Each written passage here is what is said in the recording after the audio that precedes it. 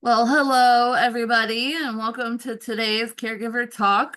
Our Caregiver Talks are sponsored by AARP Kansas City, and we're so grateful for their ongoing support.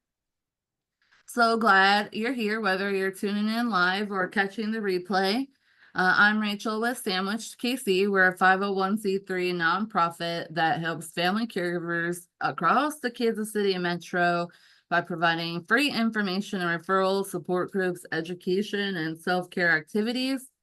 We were founded in 2018. We've been supporting family caregivers around town ever since. You can visit us online at sandwichkc.com to find out more about how we support family caregivers.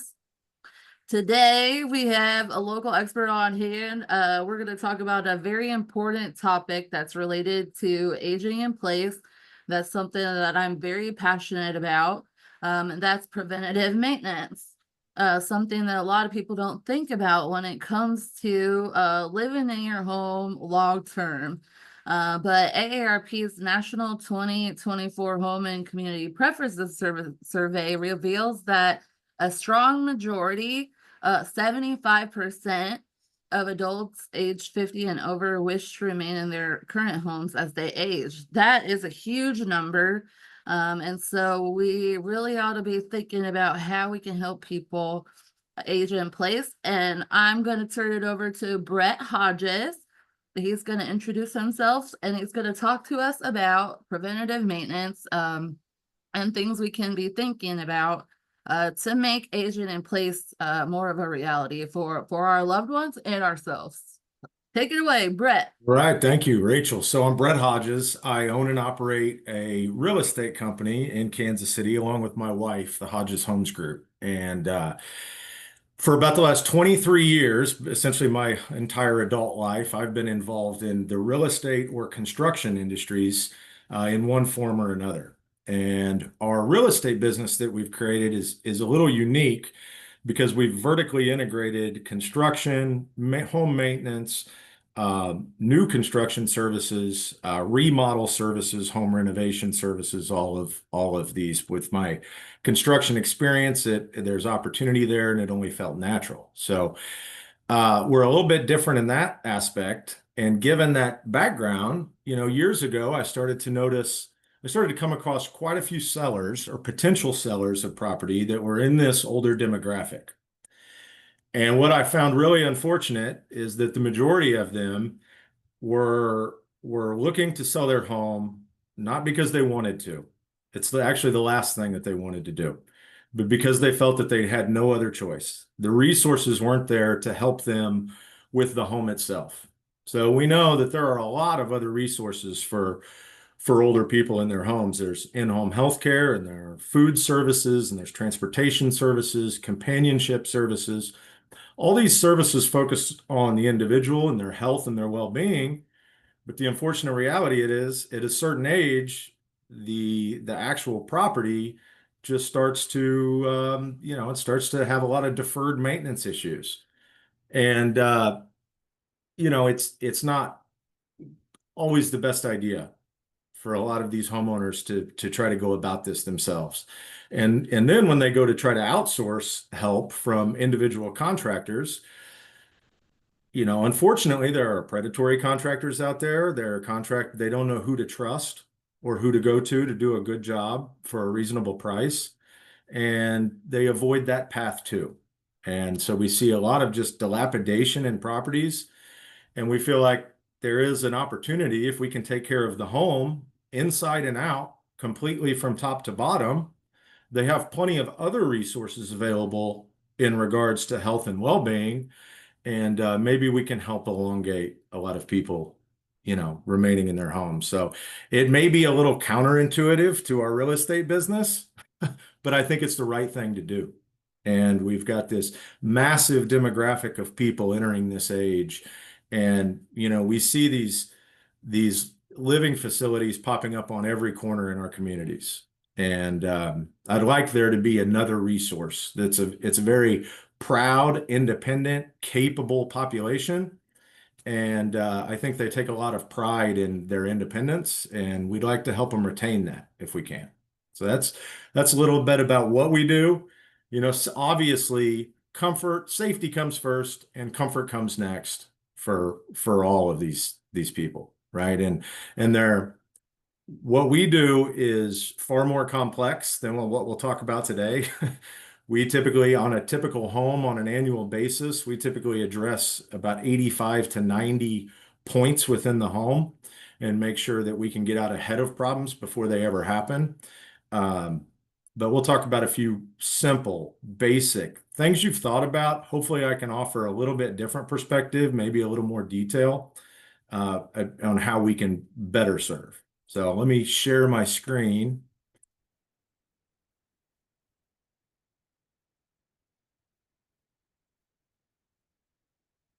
So my contact information is here. If anyone has questions, I'll put it up again at the end. Please call me, email me, just reach out. Um, my time and my consultation, anything I can do is free of charge. If there's any advice I can give or any situation I can help with, please ask. So let's start talking about it. So safety is obvious, right? We want to keep everyone safe. Uh, Obvious that fall and fire are two topics that we want to prevent, right? And we'll talk about how later. But I talk about injury risks because what we see a lot is injuries happening outside of the daily routine, outside of the normality of a day of a homeowner, right? And it's when things go wrong or when some little thing breaks and we attempt to fix it and we're getting ladders out or reaching or bending in ways that we shouldn't, right? Or we're carrying things that we just probably shouldn't be carrying. And so we'll talk about that a little bit more, but really when it comes to safety, prevention is how we can keep them the most safe. Preventing things from failing, right? And any space will fail. It has components, it has mechanical and material components that will eventually wear, deteriorate, and fail in any circumstance, in any assisted living community, in their own residence, anywhere. So comfort, that's what other than being safe, we want everybody to feel comfortable in their home, right? I mean, if they're not comfortable, they're probably not going to be living with to the degree of satisfaction and happiness that they could. And the home itself brings comfort. So how do we adapt the home to make it even more comfortable? And comfort is an interesting thing that I think most people, I'm not talking about buying a nice lazy boy. That makes sense. We get that. We get the interior decorations and and our furniture and this and that. I'm talking about making appliances, for example, more accessible, right? We have to think about the day-to-day life and what causes them discomfort, right? So simple things that people don't consider, like raising a washer and dryer to a height at which you don't have to bend over to get clothes in and out. We can easily build cabinetry underneath appliances to create different elevations. Same goes for dishwashers, counter heights, um, cupboard heights. A lot of things that people walk inside of a home and they take them for what they are and where they are, and they don't realize that they're really pretty simple to adapt and change to a height or a surface or a space that may create more comfort for that person. Cost savings, we all know this. I mean, anybody that's ever owned a property, we know that preventative maintenance saves money.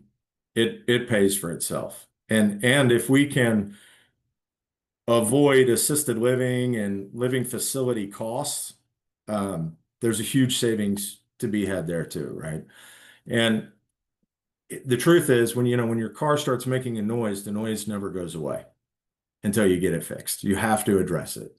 And the faster we can identify potential problems and resolve them typically the cheaper it is. So, home value and equity growth, you know, we're talking to caretakers here, and a lot of people in this demographic have properties that they own nothing on. And they haven't for years in a lot of cases. And if they do, they probably have a relatively small mortgage payment, assuming that they've been in this home for most of these homes that owners want to retain. It's because they've been there for quite some time. They raised their family there. Um, and Unfortunately, we see a lot of homeowners liquidating their home, which is typically their largest financial asset, for the sake of funding their time in a care facility.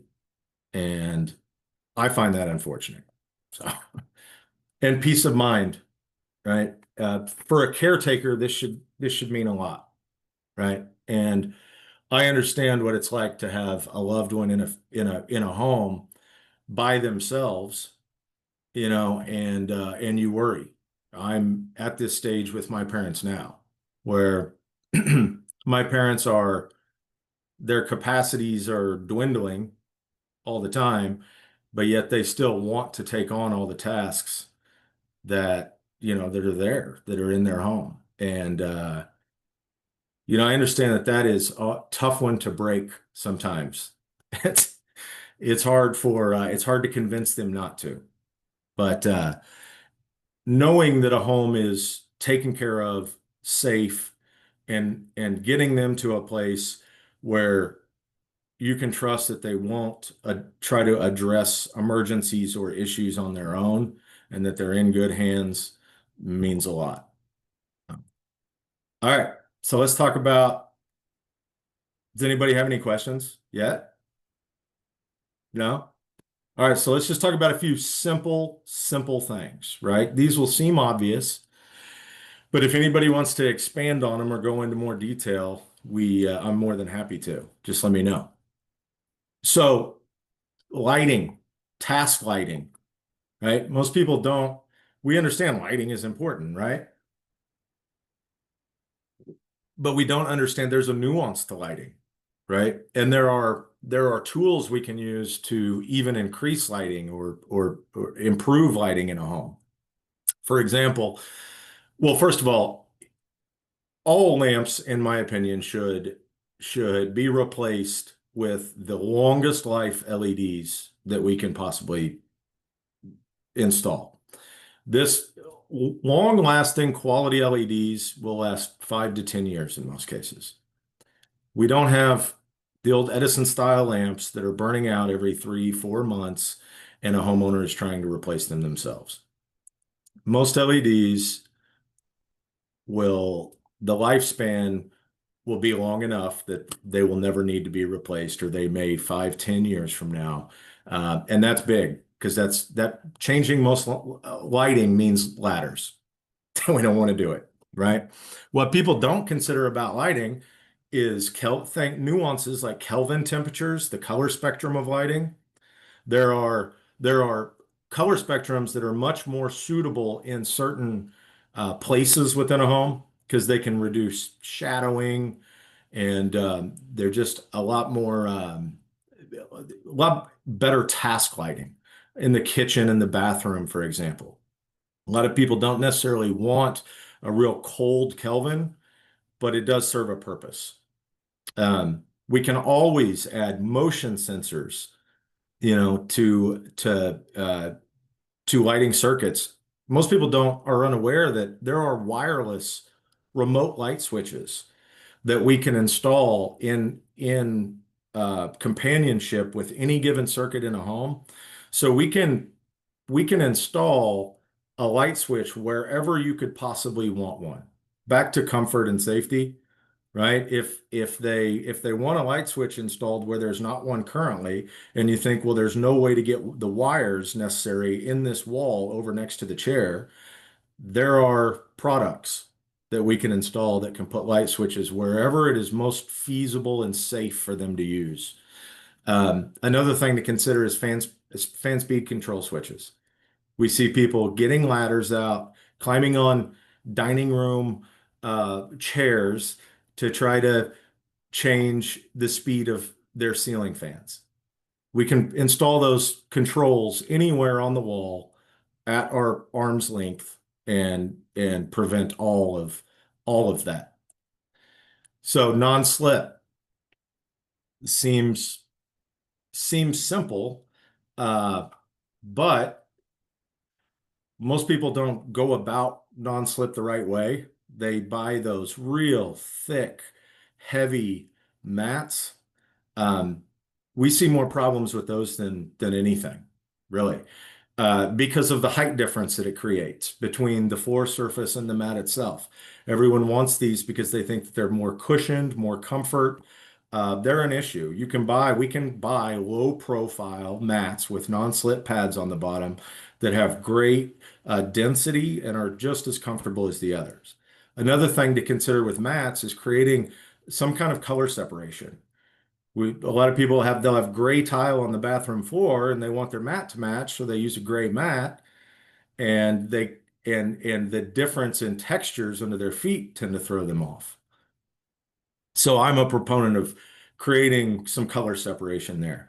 When it comes to flooring, most homes have different types of flooring throughout. They transition from tile to hardwood or hardwood to carpet or whatever the transition may be.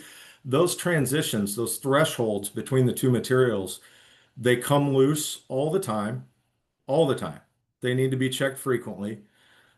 People drag their feet over them. They wear out, and which can be a real safety hazard.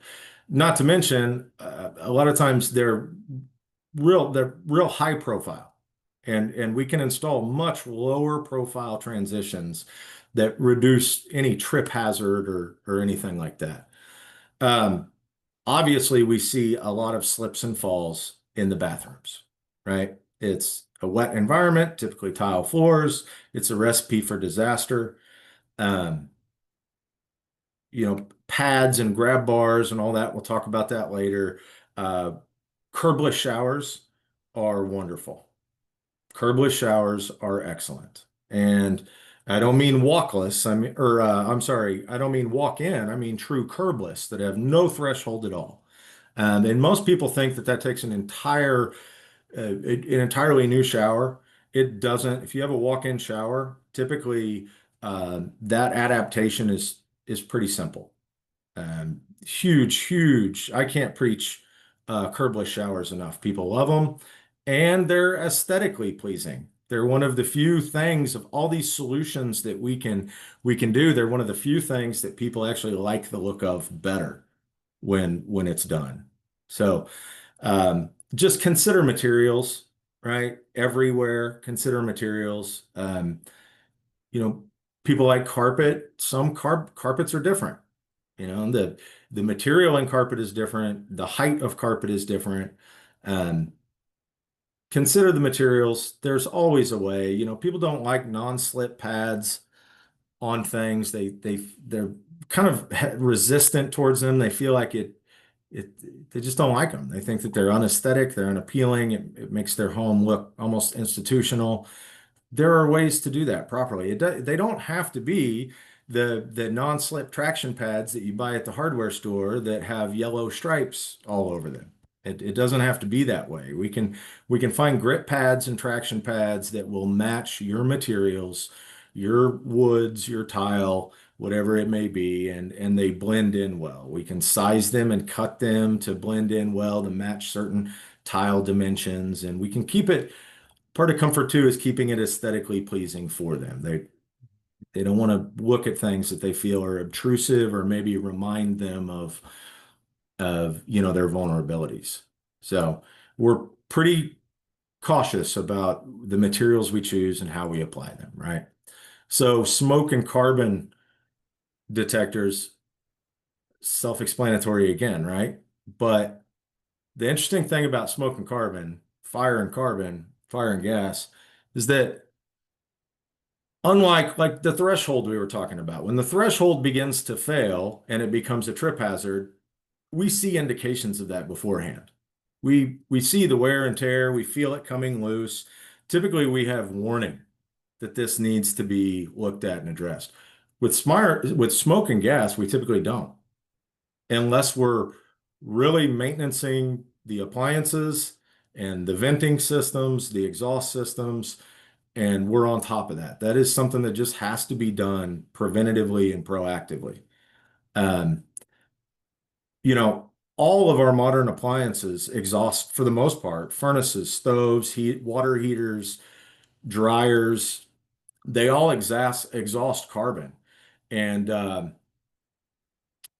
and it's simple checks on those exhaust systems. Some of those exhaust systems were never installed right to begin with.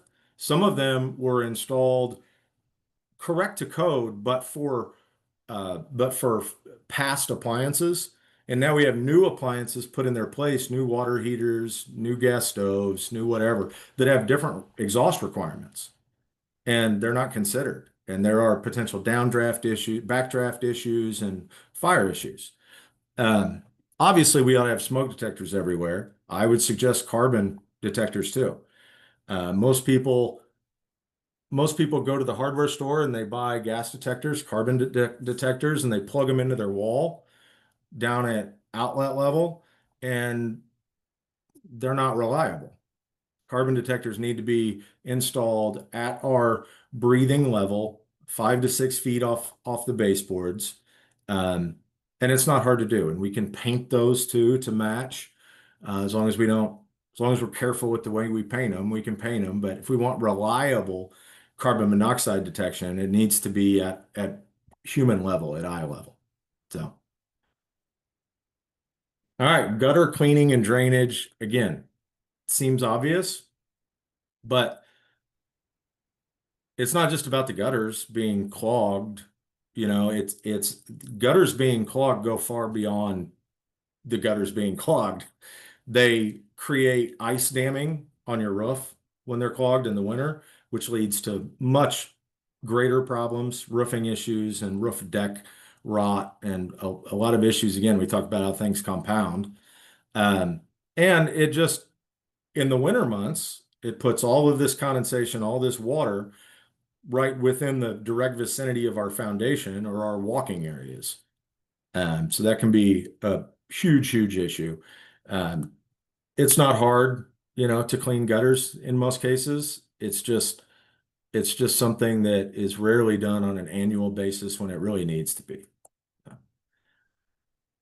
HVAC, sir, we should all have our HVAC serviced anyway, right? But um, we need to make sure that we're using the right kind of filtration and that we're cognizant of humidity levels, right? And the right kind of filtration is not typically bought off of a shelf at Home Depot. You need a certain pleat in your filter, um, and you need to really do the best job of catching your allergens while maintaining the health of your system. And we really need to be aware of that, because if the filter doesn't catch it, all of all of those pollutants, all of those allergens are redistributed throughout the home 24 hours a day, right?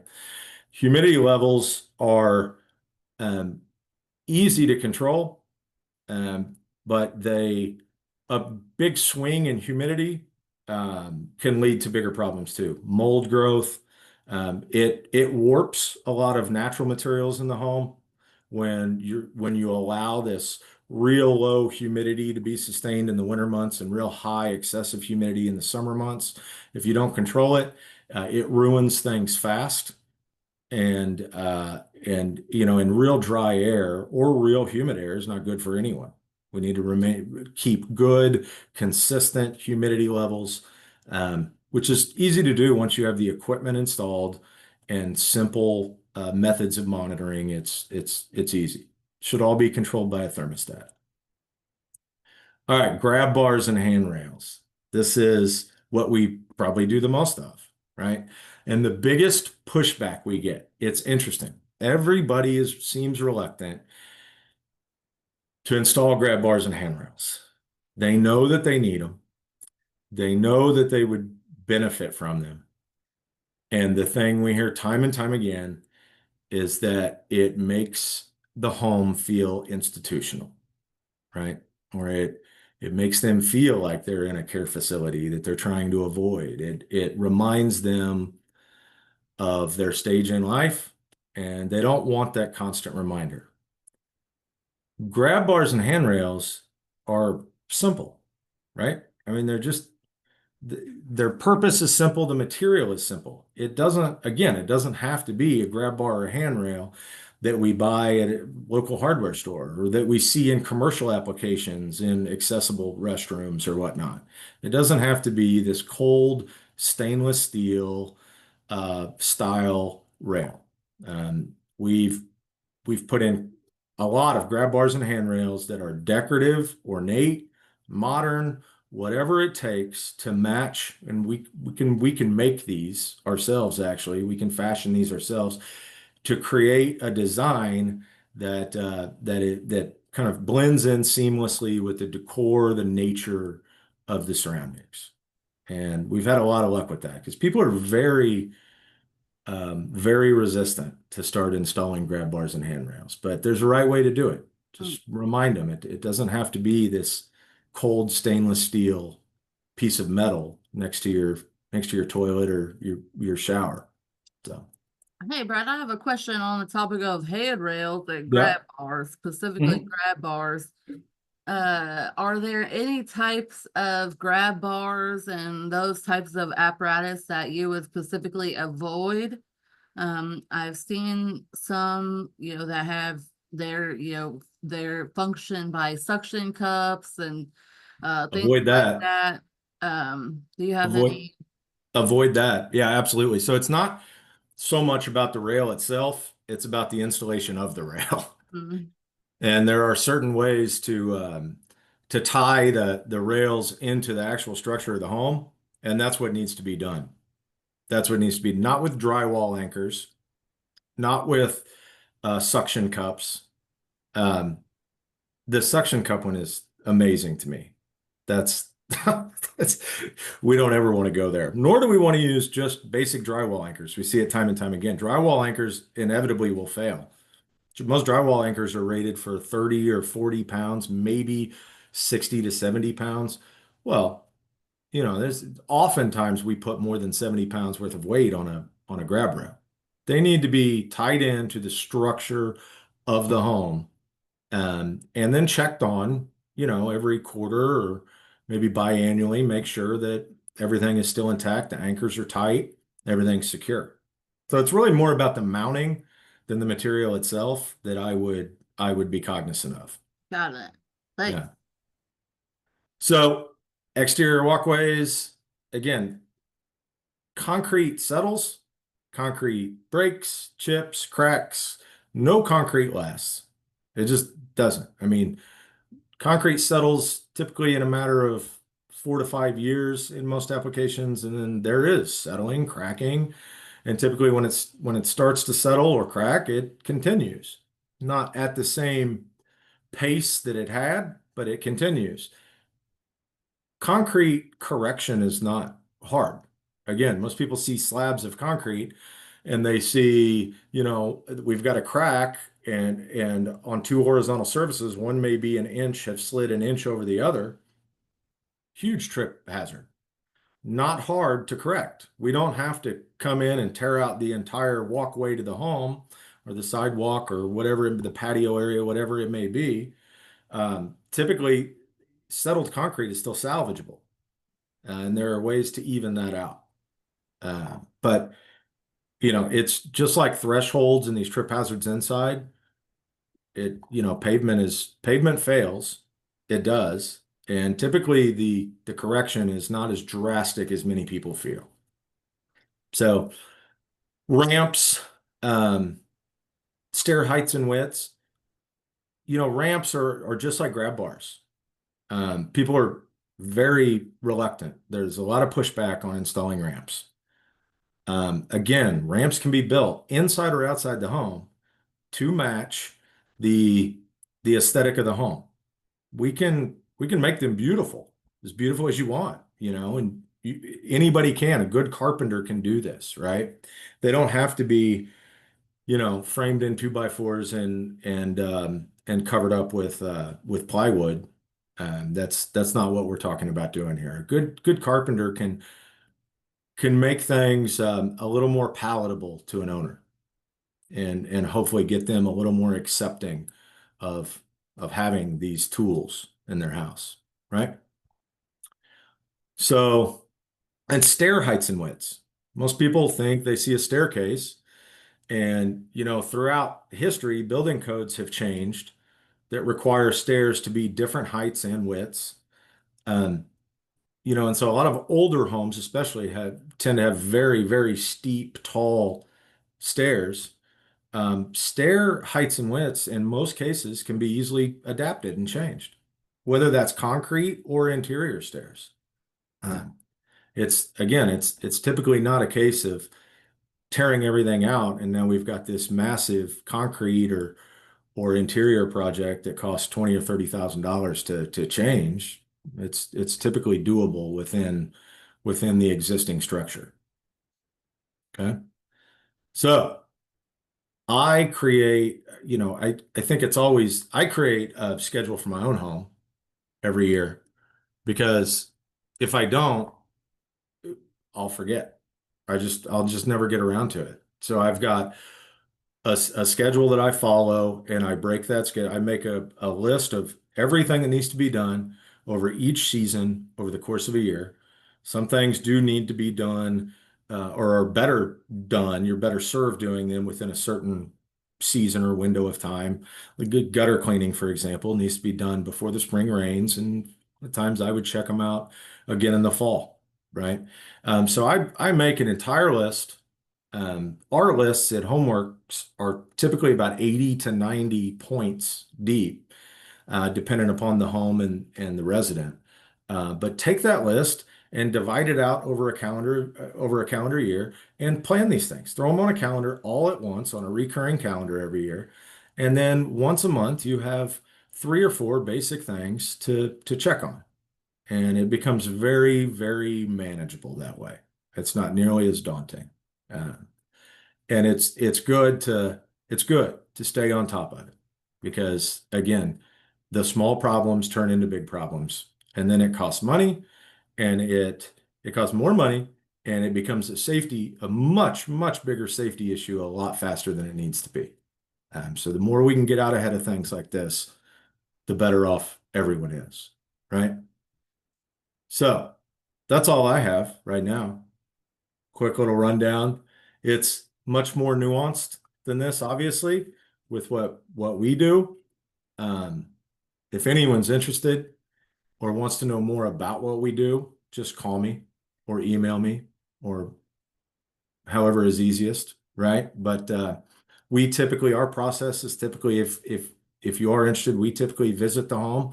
We talk with the occupant and the caregiver too. We highly encourage caregivers to be involved, because caregivers typically want the same things that I want with our clients, and that is their comfort and safety above all else, despite their resistance towards certain things, or certain adaptations, or certain things being installed like grab bars or this or that. We're on the same page, caregivers and I. And so we typically like to meet with the family, look at the home. It's not a one size fits all application. Every home is different. Every homeowner is unique, right? And we all have different ways we go about our lives, and different capabilities that we have or don't have. And we make an assessment of the property. We build that maintenance schedule based upon their individualistic needs and the needs of the property. And then we develop a plan on how to go about that throughout the year. So, aside from that, I am more than happy though too to just talk with anybody, answer any questions. If you have any certain specific circumstances right now that you're going through that are kind of a struggle or a concern or a worry of yours, just call me and we'll talk about what the options might be for you, outside of HomeWorx or myself, just what you may be able to do on your own to help. Well, that's awesome. Hey, Brett, thank you for sharing your expertise with us today. I'm gonna we'll take questions in just a moment. I just want again to thank you, and I'd also like to thank AARP Kansas City for sponsoring this series. And we hope that you'll join us next month when we'll be talking about fall prevention, which is something we touched on today with local expert Amy Vance, and then anticipation of Fall Prevention Awareness Week.